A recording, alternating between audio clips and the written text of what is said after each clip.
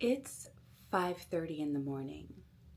I roll over to turn off my alarm, and the first YouTube notification that I see is from David Icke.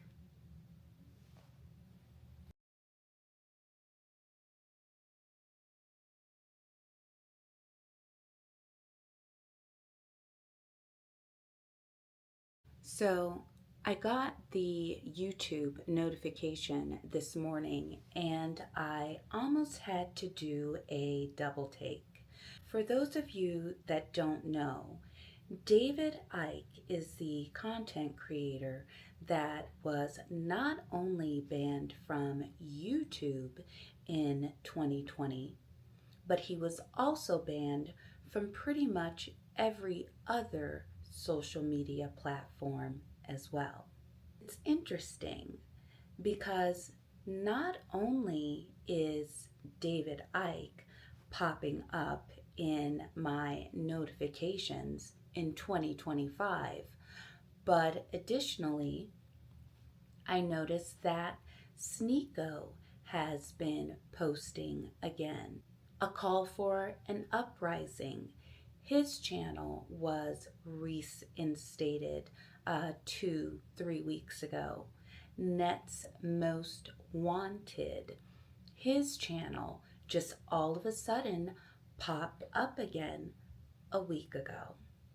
So I find all of this interesting, but it's not just interesting with no reason. I think that this means that there are big changes that we are going to see as content creators here on YouTube. So, a little bit about David Icke.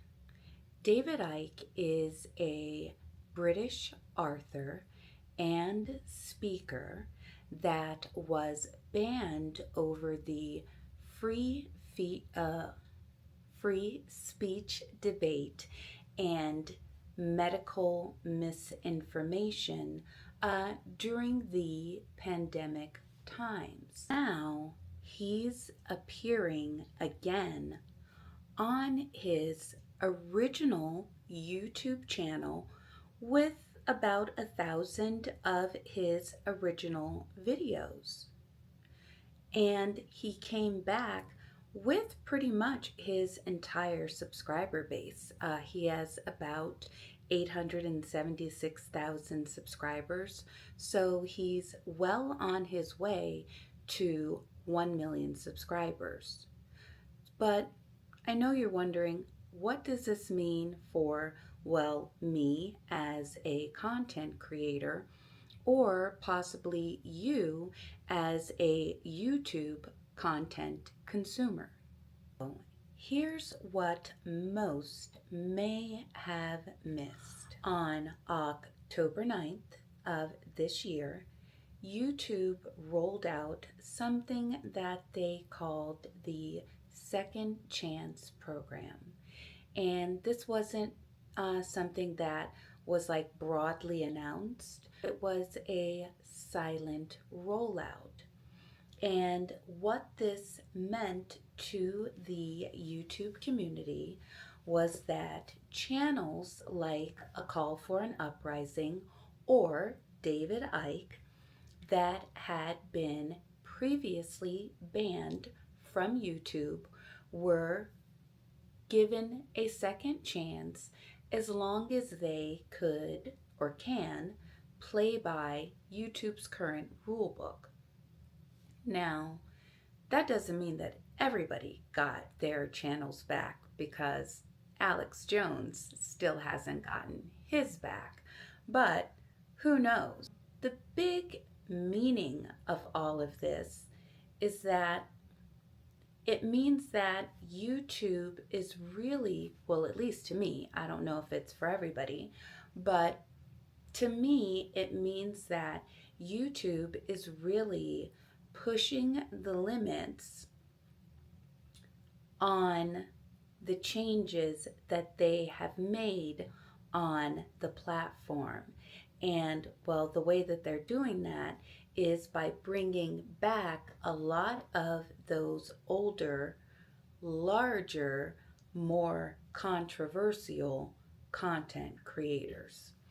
And it's interesting because after the David Icke notification, I got my next normal notification, which was from Dan at It's a Wealthy Life. And Dan was talking about red pill content. So that really resonated with me because I have seen a lot of the red pill content creators popping back up on YouTube. And Dan's video was really talking about the influx that we are seeing in red pill content. With David Icke popping up on my notifications this morning, well, that definitely was doubling down for me that we are going to see a ton of more red pill content. But why?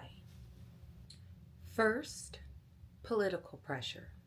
See, YouTube, as well as many other social media platforms, have been under the heat for bias, censorship, and free speech.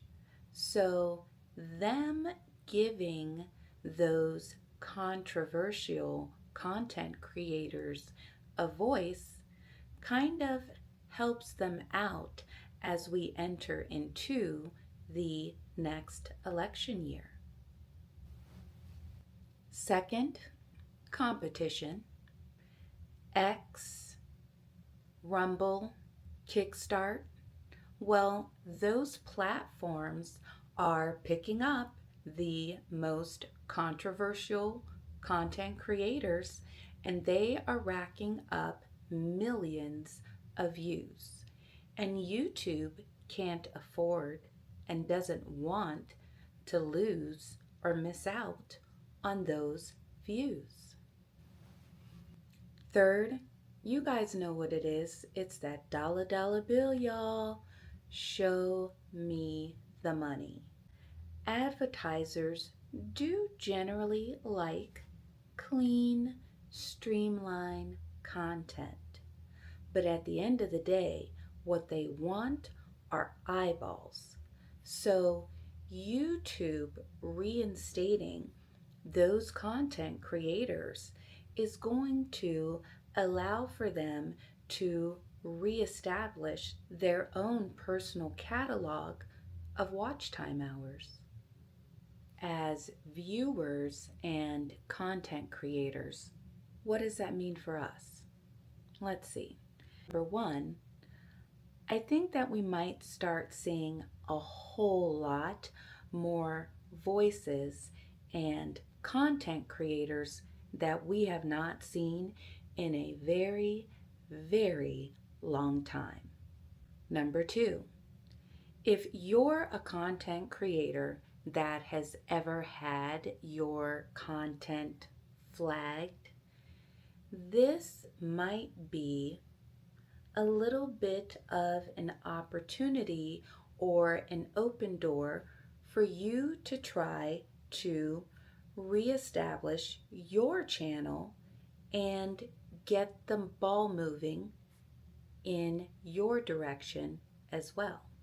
Third, I definitely think that there will probably be new debates on what is considered harmful content, because a lot of these controversial content creators were removed because their content was considered harmful. So what do you think, Takeover Crew? Is YouTube trying to create a fairer space for open conversations?